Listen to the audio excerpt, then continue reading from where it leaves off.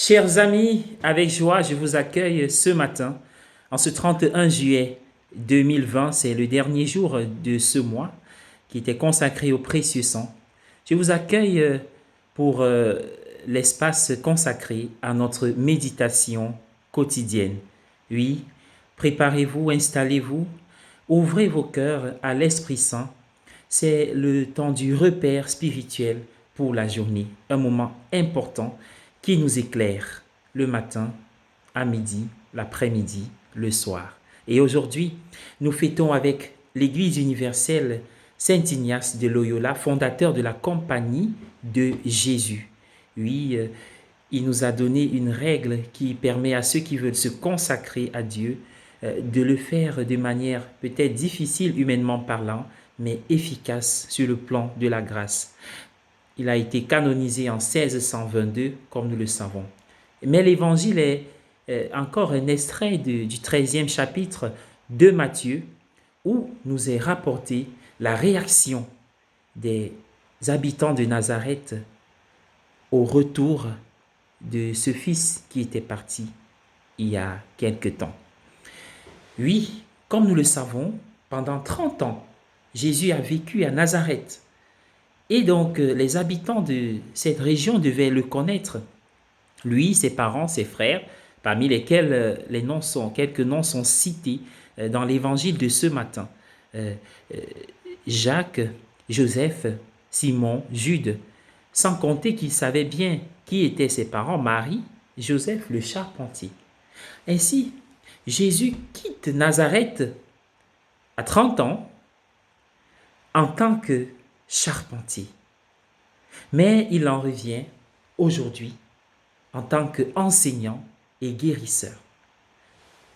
Alors, c'est donc ce plus qui rebute. C'est ce plus que l'on rejette. Les habitants de Nazareth, les concitoyens de Jésus, aimeraient l'enfermer dans les catégories de leur imagination. Ils aimeraient le voir tel qu'ils l'imaginent et ils n'acceptent pas que Jésus soit passé à autre chose. Car en effet, la vie de Jésus avait changé de direction, ses activités. Nous savons que c'est pendant 3 ans, c'est les 3 dernières années de sa vie, qu'il a mené à plan ce ministère car le temps était arrivé. Il n'accepte pas qu'il soit passé à autre chose. C'est ainsi que dans la vie, on refuse toujours de laisser les autres aller dans leur direction, surtout lorsqu'il s'agit de rechercher le bien et Dieu lui-même. La cause de ce rejet, c'est que Dieu est venu dans la banalité, dans la simplicité, naître dans une étable. Oui, la simplicité de Jésus est un obstacle aux autres de pouvoir y découvrir sa grandeur, le mystère qui se révèle en lui. L'extraordinaire habite l'ordinaire.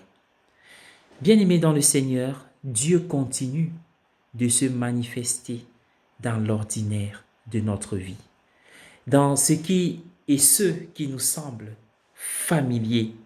C'est où Dieu passe, où sa grâce passe. Alors, laissons-nous fasciner comme Moïse s'est laissé fasciner par le buisson ardent.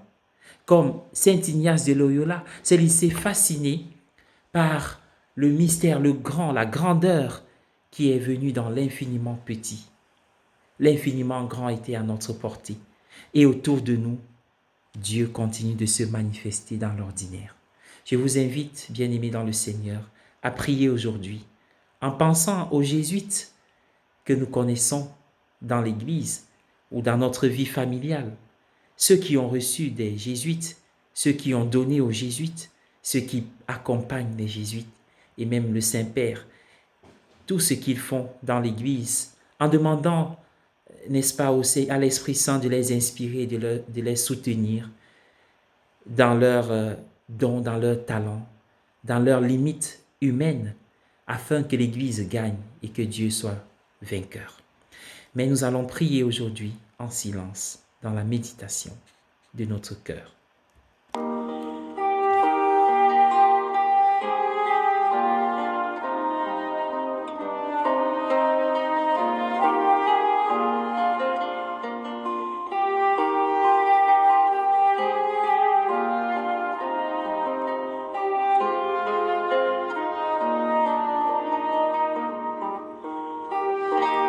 Merci parce que tu viens en moi dans la simplicité. Ouvre mes yeux que je puisse te découvrir dans ce qui est ordinaire, mais de proposer l'extraordinaire pour soutenir l'ordinaire.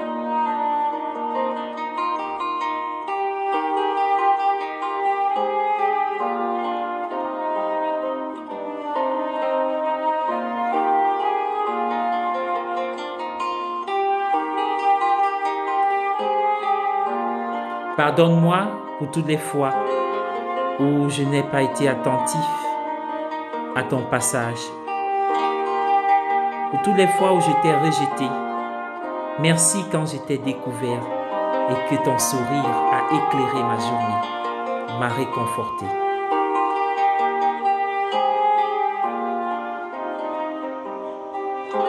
Amen.